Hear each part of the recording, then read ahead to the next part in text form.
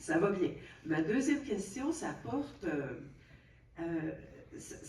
sur ce que vous venez de Ben, c'est un dire. exercice démocratique, donc c'est correct. Moi, j'ai apprécié. C'est des citoyens qui ont fait la demande qu'on ait un bureau d'audience publique qui tienne sur le projet des neiges. Ça aussi, je suis en accord avec ça. J'ai aimé la partie où ce que les gens posaient des questions, questionnaient et les professionnels étaient là pour répondre, donc pour rassurer. Je pense qu'il y a beaucoup de points qui ont été expliqués clairement de où ça venait, comment, et au niveau environnemental aussi, parce que le but premier, c'est concernant l'environnement.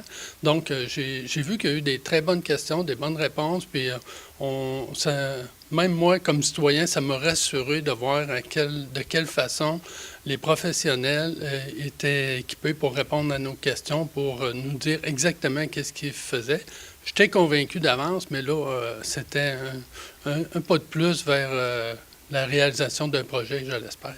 Donc, tout ce qu'on a entendu, selon vous, ça va donner un bon coup de pouce au BAP pour arriver avec le meilleur rapport possible à remettre au gouvernement en juin. Oui, mais ça va leur donner une bonne idée. En tout cas, je pense qu'ils sont allés chercher toute l'information disponible justement pour faire une recommandation par la suite, puis voir que c'est un projet quand même qui est grandiose. C'est un projet qui amène beaucoup de la région, on pourrait en reparler, mais quand même, mais au niveau environnemental, ben, on sait les pratiques, toutes les façons que c'est fait, tout ce qui est considéré, tout ce qui est analysé. Donc, on voit que c'est pas un petit projet quand même, c'est un projet majeur chez nous. Donc, ça me rassure au niveau de toutes les précautions qui sont faites. Puis même, je pense qu'on va faire école dans bien des domaines pour la façon qu'on aménage nos parcs. Donc, la MRC a préparé, entre autres, un mémoire. Dans le mémoire, la grosse partie, entre autres, c'est tout ce qui touche, bien sûr, je pense, les questions de retombées économiques qui vont être très importantes pour la région.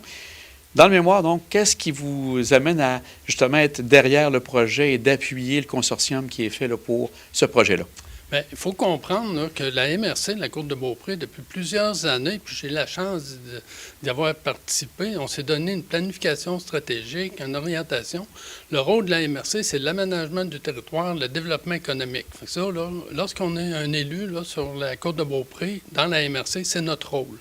Donc, depuis plusieurs années, on avait fait une planification, on a fait des consultations, on voulait prendre un virage vers développement énergie vert. C'est sûr qu'on ne verra pas de puits de pétrole sur la côte de Beaupré. Donc, l'énergie verte, on s'est donné une planification et une organisation qui se travaille à long terme. Quand arrivent des opportunités, bien là, on était bien positionnés. On avait des études de préparer. Donc, c'est une suite logique dans toute notre planification et consultation qu'on avait fait sur la côte de Beaupré. Donc, à ce moment-là, qu'est-ce qui est arrivé? Bien là, on poursuit nos démarches. Il arrive des projets comme ça, bien là, c'est sûr qu'on les regarde, on analyse, mais en même temps, c'est dans notre planification. Donc, c'est la suite logique des choses. Si aussi on garde déjà sur place, vous avez déjà une première expérience avec, entre autres, Boralex, qui a fait déjà le premier projet. Et en général, de ce que je comprends, tout est positif, ou en tout cas, la majeure partie de ce qui se passe ici est positif. Oui, c'est positif. Premièrement pour le site, parce qu'on dit que c'est un site qui a un bon gisement des vents pour le produit éolien. On a déjà un parc communautaire qui rapporte énormément à la MRC en termes de développement économique, d'investissement.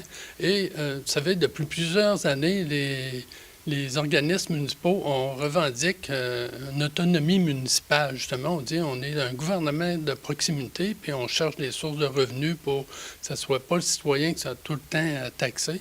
Donc ça fait partie de nos stratégies, puis ça, c'est provincial. Mais là, nous, la Côte de Beaupré, on est bien positionnés. Donc notre parc éolien, on a présentement un parc communautaire qu'on appelle, qui a généré des retombées d'au-delà de 20 millions. Okay, on a investi des engagements d'au-delà de 20 millions sur la côte de Beaupré dans différents projets que les gens connaissent. Puis ça a suscité des investissements de 65 millions. Dans le fond, le 20 millions a fait des investissements de 65 millions.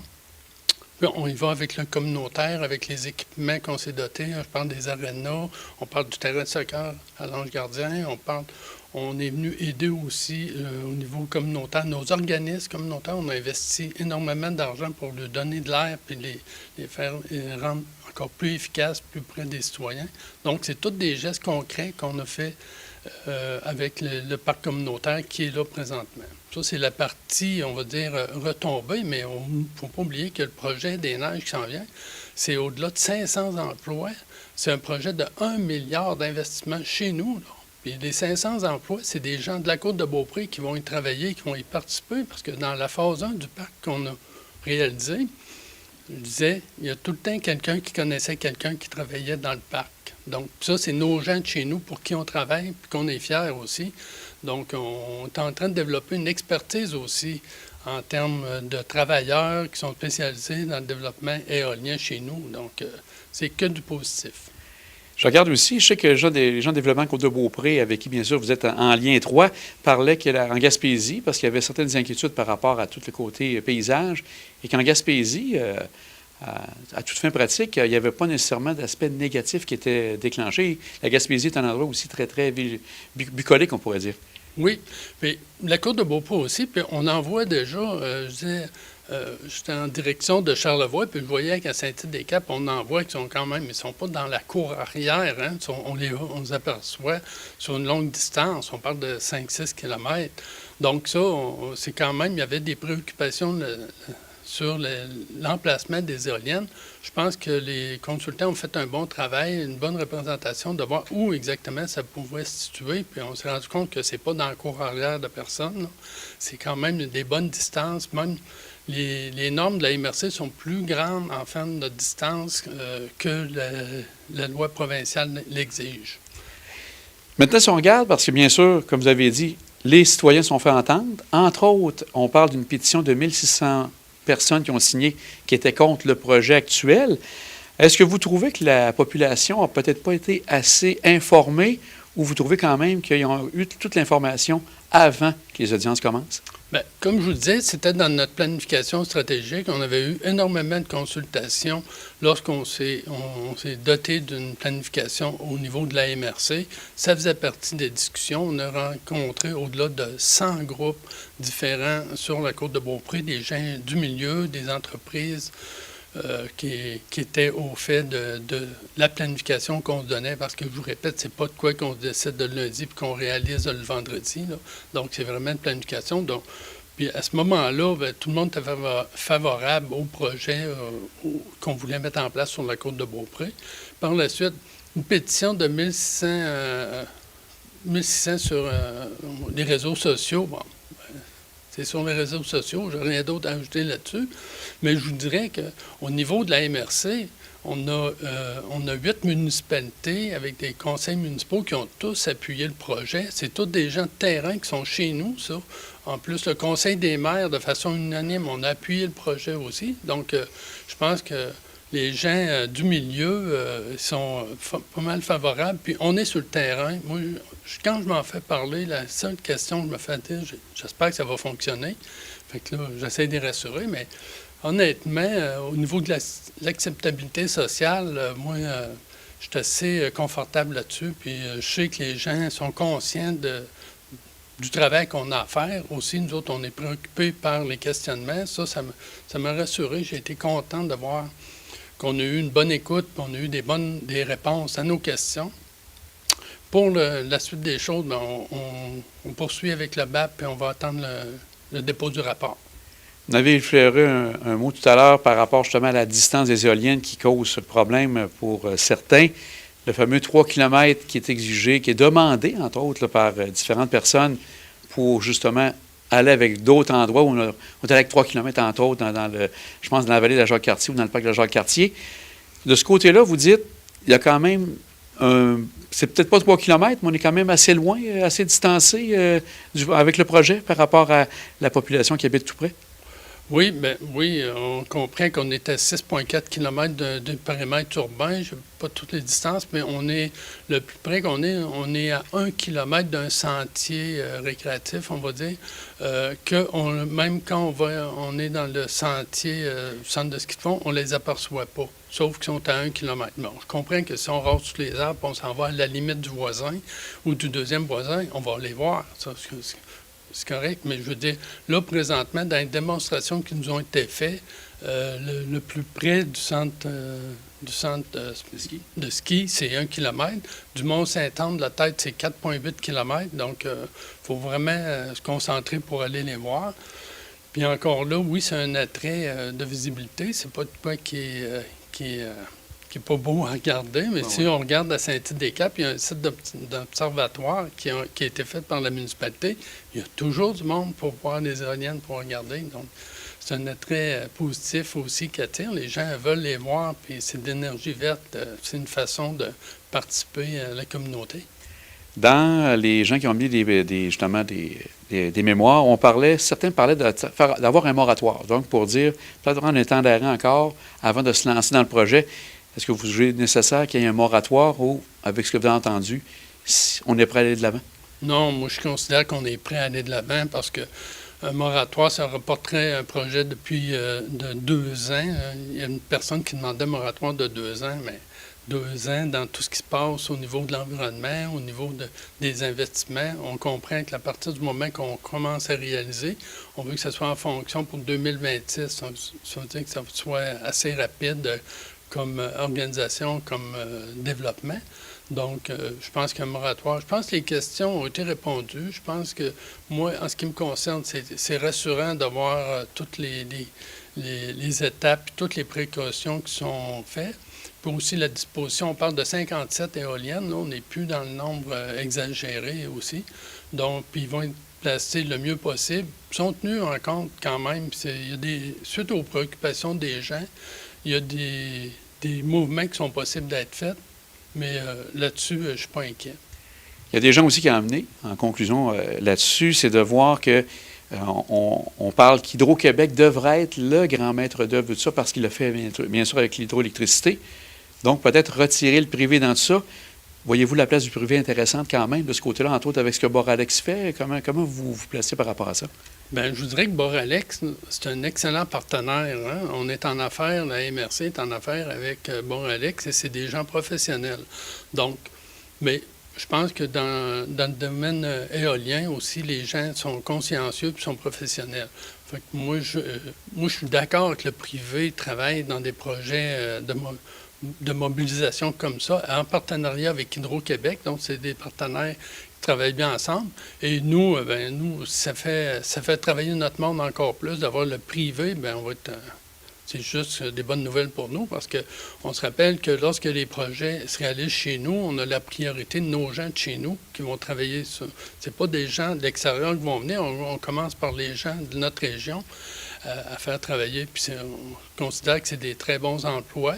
Puis ça donne une expertise, comme je vous disais tout à l'heure, sur notre territoire. Donc, moi, je pense que la Cour de Beaupré, on va devenir peut-être la place ciblée pour avoir partagé nos connaissances, voir comment on fait des parcs éoliens, comment on les entretient, comment on contribue à sauver la planète. Donc, on va surveiller avec grande attention. La nouvelle importante, ça va venir en juin avec la présentation du rapport du BAP. Et par la suite, bien sûr, ça sera au Conseil de ministres et au gouvernement de déterminer qu'est-ce qu'ils vont faire. Bien, un grand merci. Puis on surveille ça avec vous aussi dans les prochaines semaines, prochains mois. Ça me fait plaisir. Puis je vous rassure, je vous dis qu'on est très conscient des questionnements, des demandes qui sont faites. Donc, on en tient compte, on travaille. Les élus sont bien au fait de toute la situation, sont bien informés et on va attendre les résultats, la recommandation du Bureau d'audience publique au ministre de l'Environnement. Nous avons aussi rencontré des citoyens opposés au projet dans sa forme actuelle. J'ai donc rencontré Frédéric Beaulieu et Pierre Harvey. Bien, je pense que c'est une commission d'enquête et puis ça a été très bien fait. Ils ont laissé la parole à tout le monde. Tout le monde a pu s'exprimer, tout le monde a pu déposer des mémoires aussi. Alors, moi, de mon côté, j'ai trouvé que non, ça a été bien fait. Ils ont joué un peu le rôle que peut-être la municipalité et la MRC auraient pu jouer un peu plus en amont. Et toi, Pierre? Bien, moi aussi, je trouvais que les gens ont fait un bon travail d'écoute. Mais j'espère juste qu'il y a d'autres personnes qui vont lire nos mémoires puis ils vont tenir compte un peu, essayer d'en tenir compte un peu dans les prochaines décisions parce que jusqu'à présent, on semblait dire des choses, on se demandait si les gens, ça les intéressait vraiment, mais là, chacun a donné son avis. Puis Puis c'est sûr qu'il faut peser le pour et le contre, puis essayer de faire un bilan de ça, mais moi, je souhaite que ça va avoir un impact, là. On sent que quand même, il y aurait quand même une possibilité d'entendre, on pourrait dire, et d'avoir un projet qui serait acceptable pour les gens de Saint-Ferréol et la Côte-de-Beaupré en général. Qu'est-ce qui manquerait vraiment pour que le projet soit acceptable selon ce que vous voyez présentement? Bien, encore une fois, on nous a offert à un moment donné la possibilité de bouger les éoliennes, mais ça ne respecte pas la zone tampon qu'on demande de 3 km. La zone tampon de 3 km, c'est 17 éoliennes qu'on demande de pousser. Le promoteur, ce que j'ai pu comprendre, nous a dit on peut peut-être en enlever 12 parce que en ce moment, ce qui arrive, c'est qu'il regarde pour avoir des éoliennes plus puissantes. Mais il reste que, tu sais, même si on en a 5 dans notre zone tampon, pourquoi on a choisi cette zone tampon-là? C'est pour diminuer au maximum l'impact visuel. Alors, pour nous, l'acceptabilité sociale passe par une zone tampon de 3 km. Déjà, je veux dire, on met de l'eau dans notre vin avec ça en se disant, on comprend les énergies vertes, c'est important, mais d'un autre côté, respectons un peu la poule aux œufs d'or de la Côte-de-Beaupré et puis laissons-y l'air qu'il faut pour continuer à se développer. Je pense aussi la partie importante, c'est la question paysage. Je pense que les gens quand même sont très sensibles par rapport à ça. Est-ce que là, vous trouvez qu'actuellement, on ne respecte pas ce côté-là qui fait que ça pourrait dénaturer? Bien, c'est sûr que le parc du Mont-Sainte-Anne reçoit presque combien de millions de visiteurs? Presque 1 million. Oui, presque 1 million par année. 900 000 visiteurs par année. Donc, les gens viennent ici, là, c'est pas pour aller voir des usines, ils viennent ici là, pour être en forêt. Lorsqu'ils arrivent au rang Saint-Julien, là, ils arrivent encore ce matin, il y a des gens des États-Unis qui sont venus parce qu'il n'y a plus de neige chez eux, puis ils sont ici au Mont-Sainte-Anne. Eux, ce qui viennent ici, quand ils arrivent ici, là, c'est parce qu'ils veulent être en nature, ils veulent voir la forêt, les montagnes, le parc des Laurentides, ce qui s'appelle éolienne. Pour eux, ça vient diminuer On ne verrait pas ça dans un parc national aux États-Unis, on ne verrait pas ça au pied de la montagne de ski à Tremblant, là, installer 150 éoliennes, il y aurait un bouclier, les gens se révolteraient. Puis ici, au Mont-Sainte-Anne, vu que c'est les terres du séminaire, ça appartient au séminaire de Québec, même si ce n'est pas chez nous, on demande d'avoir un peu de compréhension pour ça. Là. C'est une douzaine, quelques éoliennes à déplacer. Ce n'est pas la fin du monde sur un projet de centaines de millions. Puis Hydro-Québec va tirer des profits de ça. Ça va être bon pour toute la population du Québec, mais déplacer quelques éoliennes, c'est un minimum. Moi, je suis convaincu qu'ils sont capables de faire ça. Vous avez travaillé en tout avec votre mémoire. Vous parliez d'une pétition qui a été faite auprès, je pense, de 1600 personnes qui ont signé la pétition. Pétition qui a été faite de maison en maison ou davantage par Internet? Oui, beaucoup en ligne, parce que c'est sûr et certain, c'est pas facile de rejoindre les gens. On a beaucoup de résidences secondaires ici au Mont-Sainte-Anne, à Saint-Ferréol, sur la Côte-de-Beaupré en tant que telle. Alors, c'était beaucoup plus facile de fonctionner en ligne. Et c'est comme ça qu'on a réussi à rejoindre les gens. Et puis, on a eu des beaux témoignages aussi dans les commentaires où les gens partagent cet avis-là, c'est-à-dire, écoutez, préservons un peu la montagne qu'on a, préservons cet espace de vie-là, préservons le moteur récréo-touristique de la grande région, parce qu'en bout de ligne, puis il faut avoir skié à travers le monde, à d'autres endroits, pour se rendre compte de l'impact du paysage. Exemple, pour le ski de fond, le ski alpin. Moi, j'ai skié en ski de fond à Silver Star. Mais à Silver Star, on est en altitude, on est à peu près à 1500 mètres d'altitude, puis le paysage autour, c'est des montagnes, on est dans les Rocheuses. Alors, c'est sûr et certain que quelqu'un qui a le choix entre aller à Silver Star puis venir ici, bien, des fois, s'il voit des éoliennes, bien, il va dire « Moi, je m'en vais chercher une expérience. » Les gens recherchent une expérience. Et là, après ça, de se faire répondre « Ben non, il n'y aura pas de problème. » OK, nommez-moi un centre de ski alpin et de ski de fond de l'importance du Mont-Sainte-Anne. Où est-ce qu'il y a des éoliennes collées après le parc? Il n'y en a pas. Pourquoi il n'y en a pas? Parce que ça a de l'impact. Ce que vous avez fait donc avec la pétition, est-ce que vous trouvez quand même que c'est intéressant versus une pétition plus régulière qui serait porte-à-porte? Est-ce que c'est légitime selon vous aussi de ce côté-là?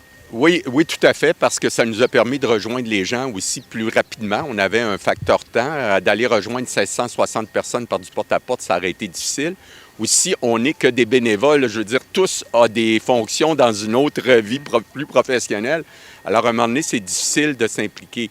Mais dans le fond, ce que nous révèle le sondage, la pétition, puis on a fait aussi un sondage. Le sondage qui nous a démontré, c'est qu'il y a 10 personnes pour, mettons, la zone tampon versus une qui est contre. Pour chaque personne qui est contre, on a 10 personnes qui sont pour. Alors, ce que ça vient nous dire, c'est que l'acceptabilité sociale du projet, elle passe par la zone tampon de 3 km. Pas de zone tampon, il n'y a pas d'acceptabilité sociale. Est-ce que le gouvernement voudrait se ramasser encore avec un problème comme à Northvolt, ou est-ce qu'il n'y avait pas d'acceptabilité sociale? Ils ont essayé de pousser le projet. Résultat, bien, malheureusement, c'est merdique en ce moment. Alors ici, ce qu'on dit, on est pour les énergies vertes, mais ça nous prend une zone tampon. Aussi, on a regardé parmi les mémoires, le vôtre aussi, vous parlez de ça, la partie consultation. Vous avez trouvé que les gens, on n'a pas assez consulté les gens ici autour. Est-ce que c'est le cas? Vous sentez que il y a un manque au niveau de la consultation pour le public? Les consultations étaient offerte à toute la population, ouverte à tout le monde, mais les gens, peut-être, il y en a plusieurs qui étaient moins sensibilisés ou il y a beaucoup de jeunes. Moi, j'étais un peu surpris de voir dans ma famille, j'ai des jeunes, ma conjointe, elle a 3 garçons, puis quand on parle aux jeunes, on dirait qu'ils n'embarquent pas dans ce bateau-là. Quand on leur parle d'éoliennes, même moi, des fois, je me retiens parce qu'on dirait que la réaction est surprenante. Il y a des bouts que je ne comprends pas. Peut-être que nous, en étant plus vieux, en ayant voyagé, on se dit il faut protéger notre beau parc parce qu'on est chanceux d'avoir ça. C'est pas tout le monde qui réalise la beauté du parc Mont-Saint-Anne puis ses alentours, la côte de Beaupré en général. C'est un bijou. Là. Les gens viennent de partout. Encore aujourd'hui, je le disais tantôt, je voyais des licences des États-Unis là, au ski de fond. C'est parce que chez eux, ils n'ont pas de neige, ils sont ici. Puis même si donc c'est un bijou qu'on a, puis il faut vraiment protéger ça le plus qu'on peut. Moi, je pense aux générations futures. Moi, j'ai presque 70 ans, donc je pense aux autres, je pense à mes petits-enfants, puis à la côte au complet. Là. On parlait peut-être aussi d'un moratoire. Est-ce que vous pensez que ça peut être une bonne possibilité pour permettre aux gens de voir, après avec les différents mémoires qui ont été présentés, ça serait un bon moment de prendre un temps d'arrêt? Bien, un peu comme on a fait pour les gaz de schiste à un moment donné. Oui, c'est pas mauvais parce qu'en ce moment, ce qu'on remarque un peu partout, il y a même des mouvements où est-ce que les gens disent « Hey, wow, minute, attendez, là, on n'a pas défini de normes, il n'y a pas de normes de défini ou quoi que ce soit plus général. » Exemple, le 3 km, on est en arrivé comment? Bien, c'est la Communauté métropolitaine de Québec qui est partie avec le 3 km. Et par la suite, la MRC Côte-de-Beaupré avait adopté ce 3 km-là. Alors, c'est une ligne directrice qui avait pris et qu'on a appliquée nous aussi puis qu'on trouvait qu'il faisait bien du sens.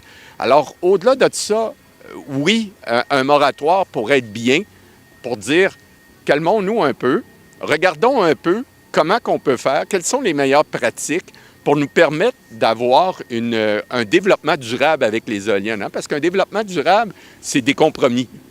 Alors, c'est beau, on peut faire des compromis, il faut aussi que la population l'accepte. Hein? Puis, bien entendu, ça pourrait être une option, comme on avait fait pour les gaz de schiste il y a de ça quelques années.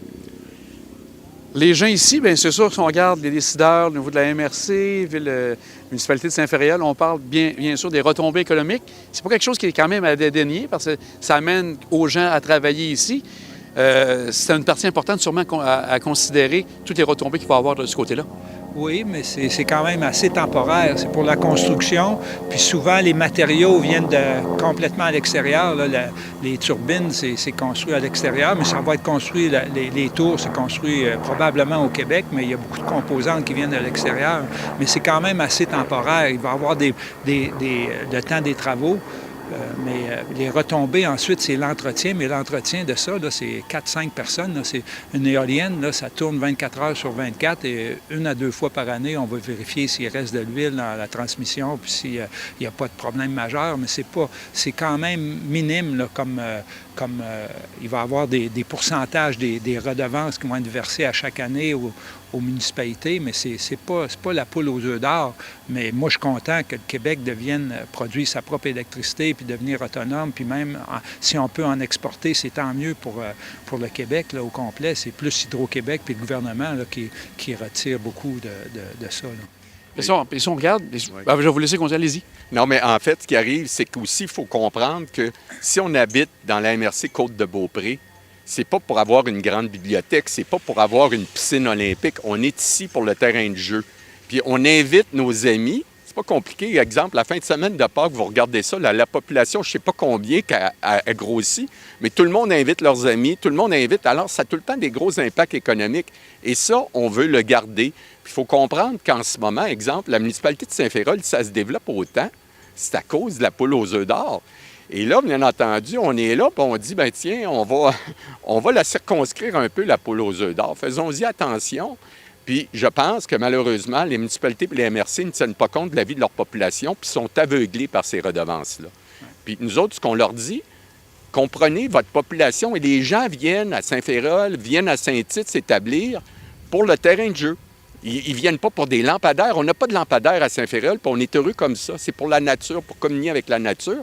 Et les gens viennent aussi ici pour communier avec la nature. C'est un peu tout le temps ça. Pourquoi moi j'ai été skier à Silver Star? C'était pour communier avec la nature, être dans un environnement des Rockies, avoir du plaisir. C'est tout le temps l'expérience, on revient à ça. Malheureusement, les décideurs, on dirait qu'ils ne comprennent pas ça. Ils sont aveuglés par les redevances. N'empêche que le premier projet qui a été fait, en général, on n'a pas vraiment de commentaires négatifs. Vous parlez bien sûr des retombées. C'est quand même intéressant. Pour vous, skieurs, peut-être plus sportifs, bien, c'est la montagne, mais il y a eu quand même des retombées importantes de la communauté qui est intéressante. Est-ce que vous pensez que ça peut quand même on pourrait dire se jumeler avec une partie sportive, mais qu'il y ait aussi cette partie importante qui va venir au niveau de la communauté, une partie redevance? Bien, la zone tampon, encore une fois, c'est elle qui nous permet, dans le fond, d'arriver puis d'essayer à un compromis. Ce qu'on offre sur la table, c'est un compromis. Malheureusement, les municipalités puis la MRC n'ont rien fait là-dedans. C'est la population, tout simplement, qui s'est soulevée puis qui a dit, écoutez, nous autres, on n'a rien contre les énergies vertes, même on est pour. Tout le monde est pour ça. La seule chose qu'on vous dit, mettez-vous donc une zone tampon qui va permettre aux premières crêtes des montagnes en arrière du Mont-Sainte-Anne et près du parc du Mont-Sainte-Anne de ne pas avoir d'éoliennes. Alors, ça va camoufler un peu les autres, puis ça va diminuer de beaucoup l'impact visuel, l'impact sur le paysage. En plus de servir les résidents de Saint-Férol, qui, eux autres, il y a certains résidents de Saint-Férol qui sont plus impactés que d'autres, et ça va leur permettre de diminuer l'impact aussi. Aussi, il faut comprendre que les éoliennes actuelles mesurent 100 mètres de haut. Ces nouvelles éoliennes-là vont mesurer 200 mètres de haut. C'est 2 fois la capitale, la basilique Sainte-Anne-de-Beaupré. C'est plus haut que le complexe G à Québec. C'est combien? 2 fois le complexe G? C'est un peu moins que ça, mais c'est plus haut que le complexe G, mais c'est 2 fois le clocher. Ouais, donc, c'est géant, là, une tour de 200 mètres de haut. Imaginez la base de béton que ça prend là, pour soutenir ça, là, parce que les vents de 50-100 km/h qui poussent là-dessus, ça prend des bases de béton absolument catastrophiques. C'est gros, là, c'est géant. Là. Ce qu'on voit ici, c'est des petits bébés comparés à ce qu'on va voir la prochaine génération. Donc ça, les gens ne l'ont pas vu, mais une fois qu'ils vont être implantés, qu'ils vont être coulés dans le béton, on va dire « Ah ben Colin, je pensais pas que c'était gros comme ça. Hein? » Puis là, on va vivre avec pendant le reste de nos jours. Hein? Donc, ce que je comprends aussi, donc ça va être vraiment de voir ce qui va se passer. C'est dans les mains du BAP maintenant. Les mémoires vont permettre ça. Est-ce que vous avez bonne espérance que, justement, grâce aux mémoires, ça va pouvoir faire changer les décideurs? Parce que, ultimement, ce n'est pas les décideurs de la Côte-de-Beaupré, mais c'est vraiment le gouvernement qui va avoir à décider. Vous croyez vraiment que tout ce le rapport va amener cette partie-là que vous demandez? Bien, on l'espère. Bien entendu, je pense qu'on a tout donné notre jus au niveau du BAP, au niveau des mémoires. On a mis les justificatifs. On a tout fait pour que la commission comprenne bien notre point de vue. Alors après ça, bien, tout est dans les mains de la commission. Alors on verra la suite des choses. Moi, je pense que le gouvernement veut beaucoup ce projet-là, puis Hydro-Québec aussi, parce que c'est sûr qu'on a besoin d'argent. Mais moi, je pense que tasser de 3 kilomètres, là, ça serait vraiment un minimum que le gouvernement pourrait faire pour vraiment écouter sa population. Tant mieux si ça rapporte bien à Hydro-Québec puis à toute la population du Québec. Moi, je suis d'accord avec ça. Tout le monde est d'accord avec ça. Mais 3 kilomètres, là, c'est pas la mer à boire là, pour un projet de cette envergure-là. Déplacer quelques éoliennes. Là. Le parc des Laurentides, là, on a 100 kilomètres avant de se rendre à Chicoutimi, puis des terres où il n'y a personne qui habite, donc protégeant les endroits, les joyaux qu'on a ici, là, à la base du côté sud, protégeons-les, c'est ça qui fait vivre la Côte-de-Beaupré. Donc, la journée que les clients ne viendront plus à la station, on va toujours avoir des clients, mais la journée que l'achalandage va diminuer beaucoup, que les gens vont dire finalement c'est moins beau le Mont-Saint-Anne qu'avant, bien, on va se mordre les doigts. Donc, on va surveiller ensemble parce que là, maintenant, c'est entre les mains, comme vous dites, du BAP. Début juin, on aura la nouvelle, donc on va suivre avec grande attention. Merci d'avoir pris quelques moments avec nous pour expliquer votre point de vue. Merci beaucoup. Merci. Merci.